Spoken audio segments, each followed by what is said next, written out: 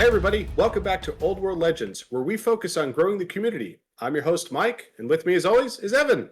Really special things today, talking about the High Elves, one of my favorites. I love them a lot. So Oh, I'm excited about very that. cool. So we're continuing with our series of going through the 1.5 updates and going through each faction and talking about what are the biggest impacts that we've been seeing now that we've run a couple events, seen a whole bunch of games with the player base, seen what we've seen on the battlefield, and got a lot of games under our belt as well. So as Evan alluded to, let's dive into High Elves and talk about what are the biggest changes we've seen in 1.5. So take us through it, Evan. All right, so first of all, I kind of think that the cheeky little I'll have a handmaiden be my general thing. I kind of think that that's just not going to happen. Just unless if you're trying really hard to just force Sisters of Avalorn into your army, I don't think you're going to do that because having a Now, leadership why 8 were players general. doing that before? Well, definitely around the world. Not a ton where we're in our meta. I think there was one player, even with the FAQ changes, still had a handmaiden Hmm. general at that PSO. Hmm. But I know that that meant that he could only have an archmage on a dragon, and then that archmage was only leadership 8. So whenever he lost combat to like a brig of infantry, he was just breaking and fleeing from combat. So there's definitely a lot of challenges, and I think that unfortunately the way that leadership works, and it's similar to how the magic roll works. If you have 2d6 plus a number or under a certain number, there's not a lot of variance there. So the difference between being a leadership 8 general and a leadership 9 general, just that 1 point is unbelievably important. So Hmm. I just don't think that it's worth having a leadership 8 general to get this, get this build, So right? players primarily were taking the Handmaiden before to save points and use the points somewhere else, but the problem is it's leadership 8. So you really think now with the 1.5 updates, there's so much more combat resolution than there was before, a significant amount now, in particular with infantry blocks. Suddenly having that one additional leadership being leadership 9 makes a much larger difference than it did before. So perhaps we just won't see this combo as Yeah. much as we were last before the update. Well, and remember, you could also have leadership 10 from your prince. So if you want to take the handmaiden general, you can't have a prince, and you also can't have a noble BSB because that was the kind of cheeky workaround was having the BSB. He could have Pure of Hmm. Hearts, and everyone can use his leadership. So then he could be your leadership 9 little bubble guy. So you're only going Mm-hmm. down from 10 to 9, but now you have to go down from 10 to 8, which is really punishing. And I think the Yeah. handmaiden general is going to be like a small game type of thing for like a 700-point game, that kind of thing. Because remember, Okay. Games Workshop does create lists and planning around the idea that maybe you will play an 800-point game someday. And Sure. we've been playing our league recently. Some people Yeah. have been really enjoying that. So there are things in here that are supposed to not. They're not supposed to always be building around a 2,000-point list. What's important. Yeah. And that's where before, right, in older editions, they really had more of the actual in-rules distinction between hero level heroes characters and lord level characters. They've really kind of gone away with that in the current edition of the old world. I'm curious if edition 2, if we'll see that return or not. There's definitely pros and cons to making that decision, but exactly to Evan's point, the handmaiden or these more hero level, if you will, characters, not quite lord level characters, are still very effective. But in the 2,000-point game, you really want to get those lords on the table. You have the points for them. But absolutely for lower points game, and definitely Escalation League is a great way to do that. We've been doing that a whole bunch. They're fantastic for that. So definitely the leadership, I think, is the biggest factor there that we're seeing, and we're probably going to see some changes. But what else did we have, Evan? So I think because of the impetuous changes, there's a lot of stuff that I've been wanting to use for a long time that I think just becomes Hmm. very good. So it's basically like the Calidor focused list. You can have Dragon Princes if you want. You can have the High Elf mages on a dragon, on the Sun Dragon that are impetuous. Mm. We're currently working up to our doubles event where we're going to have two armies that are 1,500 points each. And at 1,500 points, we have this cap of we still have the cap of 25% on a single character, so that means 375 points per Hmm. at most. And you can fit the Dragon Mage at 375. Yeah. So that would be an interesting thing to play with. We might see that at the event. I'm not sure. Because Don't know. the Sun Dragon, it's a lot less oppressive. It's only strength 5, toughness 5, but and also lower level wizards are way better now too. So the Dragon Mage has always been one of the things that I really liked flavor wise, and I think it's Hmm. better than ever to just be like, yeah, I got an Impetuous guy. We'll see what happens. you know, Hmm. it's all right. And you Yeah. can fill your whole army with Dragon Princes and actually be able to control what the hell's happening, especially because you have a leadership 10 general, right? So Yeah, certainly not. Most armies do not have access to Leadership 10. High Elves are one of the armies that do have access to Leadership 10. yeah. And it's not a guarantee but leadership 10 is very reliable. So before, we would never see again impetuous units hit the table. I think they're safer in High Elves leadership 10 than any other army, except there's a couple others with leadership 10, again, not that many. So that'd be exciting to see Dragon Princes again. They're a great unit. They look fantastic, love the models. So I'm hoping we will see more of them hit the tables. I think there's a lot of High Elf players are going to start trying to get them back out there. All right, so next up on the list is White Lions, who they Mm. just answered my prayers, or at least are doing something that I really, really appreciate, and gave White Lions a Furious Charge. So really makes them Woo! worth the 14 or so points they end up costing, Mhm. because now they can stand there and fight back with 2 ranks of attacks, and Strength 6 AP3 is a very, very incredible profile. Or they can Huge. actually charge, and instead of just hitting like a limp noodle, like a lot of infantry might do if it doesn't have frenzy, doesn't have furious charge, something like that. Having furious charge on these guys is amazing, and I've played a ton with White Lions, whether I took them as a special choice in Grand Army or Mhm. whether I played Chracian War Host, and I Mhm. always took High Magic to try to cast Fury of Cain on them to give them 2 attacks each. Mhm. Literally, just that was one of my main ways to try to make those guys hit at their weight class or how many points they end up costing. So they just gave us Furious Mhm. Charge. So that means that hey, a lot of the times with a movement 5 infantry block, you might actually get a charge off versus something that's movement 4, movement 3. And then if you have Furious Charge, that's a lot of attacks. And guess what? I can still cast Fury of Cain as well and go up to 3 attacks, which is nuts. And I think that AP3 on those axes is going to be more important than ever because a lot of people are saying, "Hey, I want heavy infantry with heavy armor, shield, and parry," and now you have a lot of infantry on the table with 3+ armor saves in combat, and Mhm. they're not going to be ready for AP3 axes coming at them. I don't think. Yeah, AP3 is pretty rare in the game. I mean, you could get it with, if you have weapons that proc, what was it called again? Armor Bane? Armor Bane, right? Yeah, So Armor Bane's pretty common, but again, you have to roll those sixes. So it's only going to be on, one, maybe 2 dice, right? It's not going to be very many. So just a weapon that has a flat AP3, that's actually incredibly rare, even for Lord level characters or for monsters. So pretty special to have that, and certainly more applicable, as Evan's pointing out, than ever before for Southern Infantry. And yeah, giving them that big boost for that Furious Charge is huge. I know it's a big deal in the Black Orcs. I think that's the one interesting thing with the dynamic now, with the way the infantry mechanics work, is you have, and they changed a lot of weapons where these weapons proc their ability only on the charge versus a lot of weapons versus you get that second rank. And so there's really some tough choices there, and they definitely wanted to make the game so they're trying to clearly avoid that problem where I don't want to charge you and you don't want to charge me because you don't want to have the advantage. Well, the White Lions are one of the units that, like, I don't care. I'm going to charge. I got Furious Charge. I'm going to swing yeah, you with just as many attacks with really, really powerful weapons. So I think the White Line unit is really cool. I think they're awesome models. I love the whole army and other units and themes around them. So excited to see more of them on the table in the future. yeah. And you know what else? Chracian War Host is looking pretty good right now because you can have 0 to 1 white line unit as score per 1,000 points. So at a 2,000 point Hmm. game, you could bring like 2 units of like 15 or 20 if you wanted You to. could. I really like a 1 unit of 20. I enjoy that quite a lot. Um, and I think that there's still space for either having essentially the Chracian hunters with bows. They're fine. They don't have the fierce charge now, so there's actually a reason to Mhm. run regular white lions instead of the archer variant because the archers don't have Right. fierce charge. And it used to be like, why in the hell would I ever bring white lions when I have a skirmisher version that also has a bow for like 2 more points each instead? And it's like, Hmm. so I'll just Hmm. take them instead, right? Now I think white lions have a great place in the battlefield. Also, I don't know if people have really thought of this or if they've come across it, but if you're a skirmisher and you get charged, you rank up, but you don't get to fight in 2 ranks because you don't have ranks. You don't have a front, you don't have a flank, so you don't. Skirmishers don't fight in 2 ranks when they get charged and all have to about bundle together. So they can still get charged and then lose their whole front rank and not be able to fight back anymore. Whereas white lions can sit there and be like, oh, we'll fight you, and that's a pretty good advantage for sure. Hmm. Um, but if you look at some of the stats that are currently coming out there, there's not a ton of games, but Chracian War Host in the past couple weeks has a very high win rate. It's like 55 to 60%. And I think one of the reasons Hmm. why is because of that buff to the regular White Lions and the ability for infantry to fight in 2 ranks. There's a lot of things that do not want to charge White Lions anymore, and now White Lions can actually charge you, and either way, that's going to hurt. Yeah, absolutely. Very exciting with that. All right, so moving on to Magic. What about Magic? Apparently, it looks like stonks are way up. Tell us about it, So I've been a almost exclusive high magic high elf player for, this whole edition.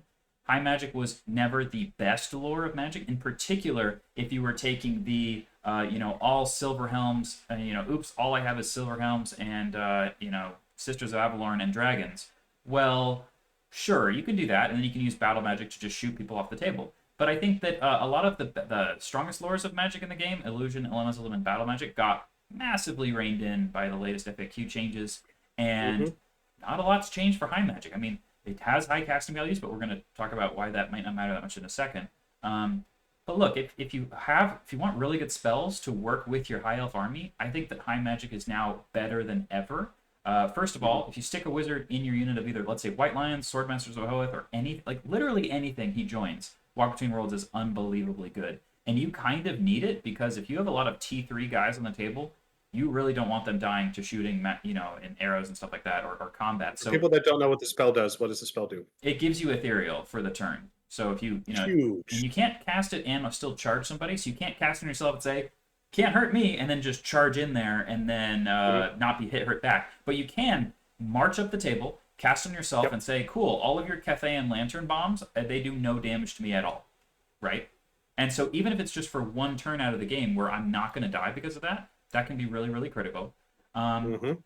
Let's say you have a really small elite High Elf army and you're facing hordes of, goblins or clan rats. Well, guess what? Fiery Convocation is freaking insanely fun, because large blast templates just nuke that kind of stuff. You can ask Cathayan Lantern players about that. So Fiery Convocation, tons of fun. Then you have, like I was talking about earlier, Fury of Cain, giving any of your units extra attack, because all of your units have high weapon skill. And generally, if you have either Dragon Princes, White Lion, Swordmasters, it doesn't really matter what they are. If you give them one extra attack, they generally just go, cool, that's all I needed. Now I'm going to be very, very good for my points, because you're making a unit that's already good be able to hit twice as hard a lot of the time, right? Yeah, absolutely. And then, there's a couple other spells in there. Like, Tempest is an unbelievably useful spell when you're dealing with, anything that has Warband. Because, again, they're going to lose their rank bonus when they're disrupted from the Tempest generating that difficult terrain bubble around itself. And it's like a 15-inch wide area of effect of just, Warband units, no leadership for you, right? Or you can use it to just say, hey, if you create any Fanatics, they just die instantly in this big bubble, right? Yeah. So I think, the big takeaway, it's not that High Magic got better. It really didn't really change at all. But it's that some of those Apex Magic lores definitely have been brought down with the 1.5 update, right, to bring the field a little bit closer together. And on top of that, now that there are going to be more bricks of infantry, which is what everybody wants to see, both for your offensive potential and for your defense utility mechanics, the High Magic that, again, this wasn't so applicable before in really even MSU world or a heavy monster MSU world. It's a lot more applicable now that we're going to see armies hitting the table in those big blocks. And so they're going to get a lot more use out of it, which is really exciting, because it's fun to see these other lores that we just really haven't seen fielded very much for the last year and a half or so. So that's awesome. So the casting values are often high, but High Elves have an incredible ability in the Lilith's Blessing that once per turn, per wizard, by the way, they can reroll a casting attempt. So you tricksy elves always have your ways. And this was nowhere near as good as it used to be, because it used to be that I would fail the cast and I would re-roll it into like a 6, and then I would get the spell off on like a +4 to a 10. But then that would be on a really low number. Or if I'd get the spell off, but it went off on a low number, I couldn't re-roll it to try to get a higher number, and then I would just get dispelled, right? Well, now, because the dispel scores are also lower and the casting values are lower, re-rolling that one spell a turn that you care about is incredible to actually make it go off. And when it does go off, it'll more often not get dispelled. So I think that having higher casting values with High Elves is probably one of the armies that's less needing to worry about it, right? Yeah, definitely. That's a fantastic ability, very powerful, and especially now that you have, again, lower casting values, it is significantly more useful and more valuable than it was before. Sure. Okay, so next point, and this is something that I've also been a big proponent of for a year and a half now, but it's only better now, is that I think that the Spearmen and the Archers in the High Elf list are perfectly fine, and you can play them. If you know how to play infantry blocks, they are some of the more useful types of units that you can still put on the table. Why would you spend 16 points per model on some Seaguard after you buy a shield and you buy the Razor Banner, to just be a Spearman Mhm. and Archer at the same time when you can get almost double as many models on the table if you just have them in two different units and they're called different things. Mhm. I personally really like that. The Spearmen, I always felt like, especially when you look at their models, like they needed more armor. And guess what? Now you can, if you get charged and you actually care about it, you can use the parry to just, not be hurt as much. Or if you're Mhm. getting Yep. charged by Choice. something like, let's say they're the goblin like squig hoppers and they have like no armor and they're toughness 3, and all you want to do is just try to poke as many of them as you can before they get to attack. Well, then you can use your spear and you have 3 ranks of attacks now with a weapon skill 4 guy, and I think that's perfectly fine. I think there's nothing wrong with that for like if anything, yeah, if they were like 5 or 6 points each, I think you would see them in every single list, and so they're just a little bit expensive, but I think that they're worth it for sure. Yeah, and to your point, having that option that, hey, depending on what I'm fighting, I could choose to use the spear each round of combat, or I could choose to use my hand weapon and shield and get the parry save.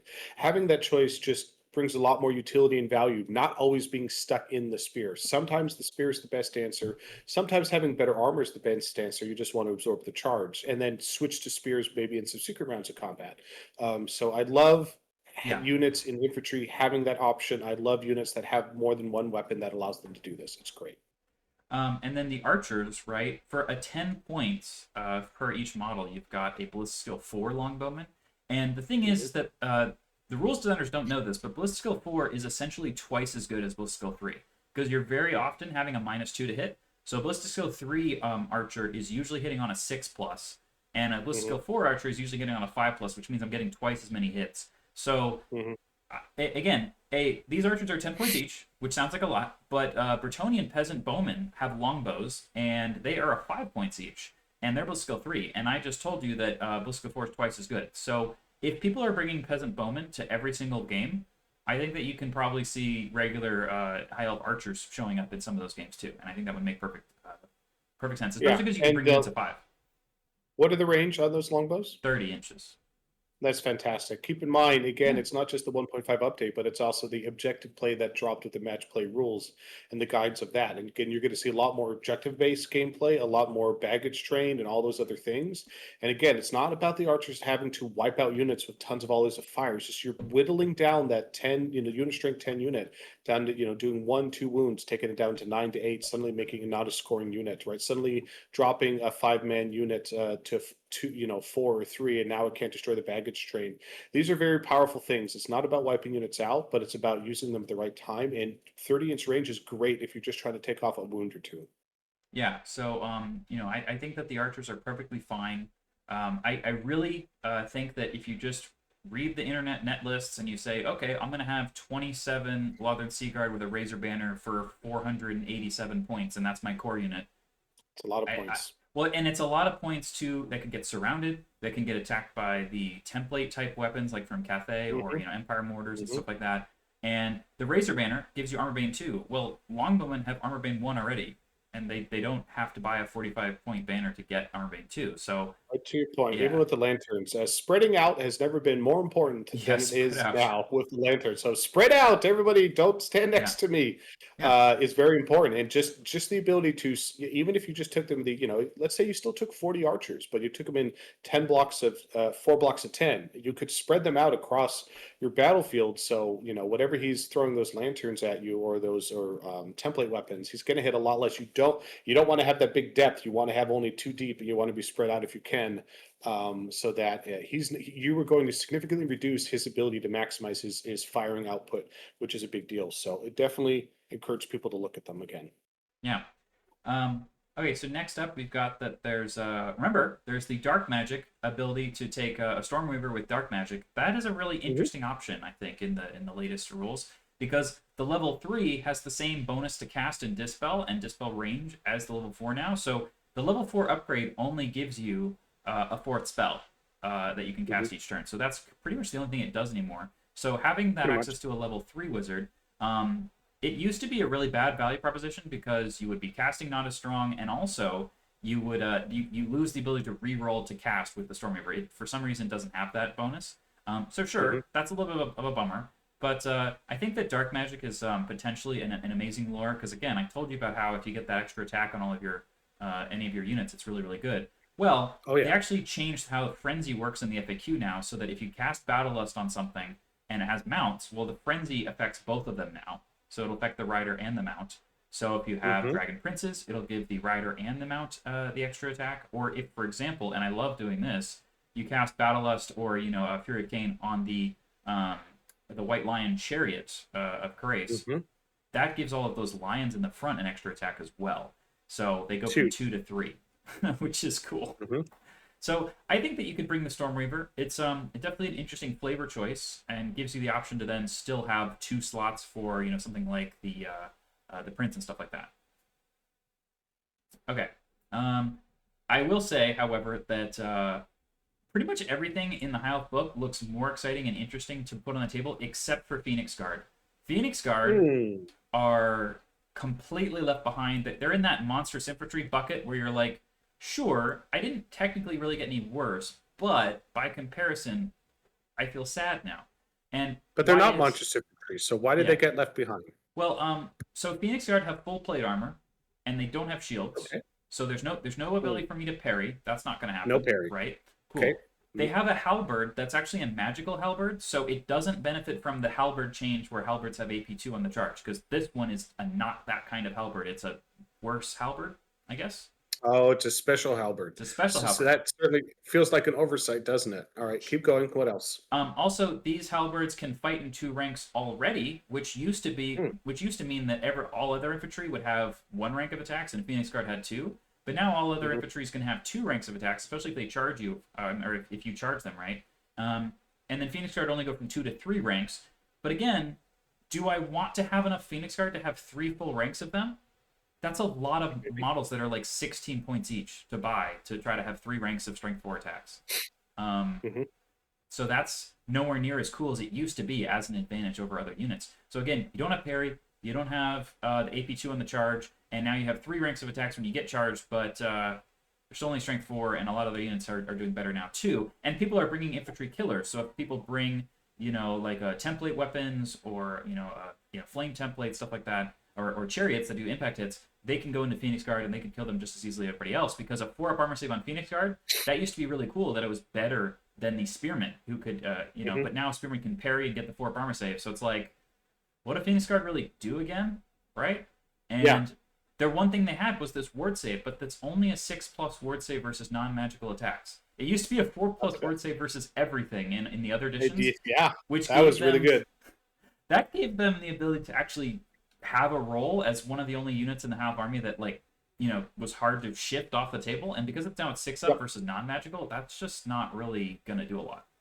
No, it's going to do very little. So it's not that they got targeted or they got nerfed. It's just that they got left behind. It clearly feels like an oversight because they had a lot of the benefits in different ways, but similar benefits to them. And so just with the big infantry buffs, it just doesn't affect them nearly as much. Now, of course, they would still benefit from, outnumbering your opponent. They still benefit from close order and all those things. But again, it feels like this feels like an opportunity to go back and reevaluate this particular unit and see how they could benefit better from those other changes that they made in the 1.5 update.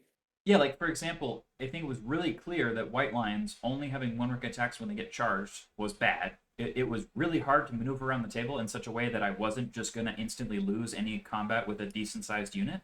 And then secondly, if we only fight in 1 rank when we charge, well then White Lions don't do that much and they never want to charge, right? Well, then they gave them Fierce Charge. So they fixed that unit. And then Swordmasters of Hoeth were the best High Elf infantry, and some people might say the best infantry in the game because of their initiative 7 when people charge you. That's incredible. And their weapon skill 6. So Swordmasters were fine. Swordmasters also have Magic Resistance 1 built in, which went up in value. So I think Swordmasters didn't really need to get changed any further. It's just that Phoenix Guard are kind of left out, and I think the thing that I would have wanted to see was for them to have, the 5-up ward versus non-magic instead of 6-up, so that it was just one. It basically actually, came up in the game instead of it basically never coming up. Is what. But generally speaking, they really didn't do an individual army balance pass or individual unit pass. It really was a large, sweeping 1.5 update to the entire game, the entire meta. It, generally speaking, wasn't trying to rebalance or fix. See, Mike, you say that, but the Forces of Fantasy and the Ravening Hordes updates did go in and say, okay, well, Chaos Knights It's really sad they don't have countercharge. Let's give them countercharge. Right. Cool. But that was one You know. unit. It's not Yeah. like they went through the Yeah. whole roster and tweaked everything. They tweaked very Right. few things. So there was a couple nerfs too, where they increased the points on a couple things, such as Pegasus Knights. But again, the points were very little. So they did do some select things, some select buffs and select debuffs. But generally speaking, they didn't touch 95% of the units out there specifically. They just did general changes. And Phoenix Guard feel like they missed out on that. Yeah, definitely. Yeah, I think they missed out a little bit. And so I just wanted to put that out there. Like, well, I think we've got a lot more parity with a lot of the units in the book. It's just that not necessarily in that department. And if you want to make your list a little bit easier on the eyes or easier for your opponent to handle, then the Phoenix Guard are really flavorful, awesome unit. I love them all quite a bit. And they're just They're like cool. they're there. Okay, and the next bullet point is actually about the Seaguard garrison. So not the Seaguard in the core army. But the Seaguard garrison, which was one of the more laughingstock of the armies of infantry, of people being like, at least the competitive level of like, are you ever going to try to play this? Because you can't have the level 4 wizard, and you can't have a dragon, and your entire army is strength 3 and toughness 3. I think it's definitely better.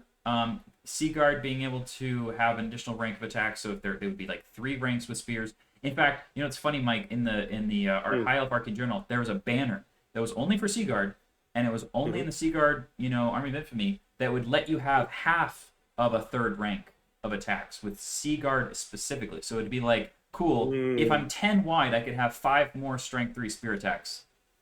Doesn't sound worth it, does it? And it was like a 50-point banner. Oh, that's a little pricey. Actually, no, Mike, I'm pretty sure it's like 55 points, just enough that you can't put it on a unit character. You have to put it on your battle standard bearer to take it. It's like, so anyway. Is this Army of Infamy really any more viable than it was before? Yes. Why? Well, they have you've got light armor and shield guys who can parry now, so that's pretty cool. You've got 3 ranks of attacks to spear with. I think that strength 3 bow shots are a lot more useful now than they were before, because there's going to be a lot more chaff that's trying to take objectives that you can now shoot to death with your Seaguard archers. You still have the ships. Go 4? They are, yeah. Okay, that helps. Okay. Yeah, the problem is that the stats of these guys is fine. It's just that how many points are your Night Goblin archers, Mike? Night Goblin's 3 points. Right. How many points is a Seaguard? Yeah, but a Night Goblin archer isn't going to do a whole bunch. But I don't know. How many points is a Seaguard? He is usually 14 points when you have Shield and Veteran that you buy on them. Ooh, yeah, that's a little pricey. And then if you bought Razor Banner, which everyone that puts them in a big brick tends to do, it's 40 points for the Razor Banner, and then if you have 20 models, so that's 2 more points each, right? So they're like 16. I think both I'd of these have units 60. How many Night Goblins could I get for that? Exactly. And then so the thing is, Mike, it's not just about like their leadership or how much damage they can do. It's also like when the Sky Lantern shows up and puts a template over you, they kill the goblins and the Seaguard equally as much, right? Yep, there's still T3 bodies. Yep, right, on the small bases, so they're gonna get hit pretty hard. So the main advantage that someone like High Elves can do is that you don't have to put your units in squares, because you don't have Warband, you don't have low leadership. So you can just deploy 20 Seaguard, 10 wide, 2 deep, and then you're fine. Like, you can just sit there like that. Yeah, you can have 2 ranks of attacks with spears or 2 ranks of attacks with swords, either way. You can have volley fire with your arrows. So you don't need to make your units into very juicy targets, into these big blocks that need Warband to keep their leadership upright. So you can make your units into more elite, thin lines that move around the table like that. Cool. Anything else for the High Elves, or should we wrap this one up and move on to the next one? Oh, yeah, and you can take double dragons and win every tournament if you want. I don't know about win every tournament. Certainly a very strong list, though. All right, cool. Well, thanks for tuning into this one. Please do let us know what your thoughts are. If we missed anything in the comments, jump on our Discord. It's free and open to the community as always and everything. Please do like, share, and subscribe. Evan, any last words, sir? Just that everyone needs to stay legendary, and I'll see you on our Discord. Remember, the link is in the channel description, so hopefully you can jump in there and talk to us and debate us about all the things we just said. All right, see you next time.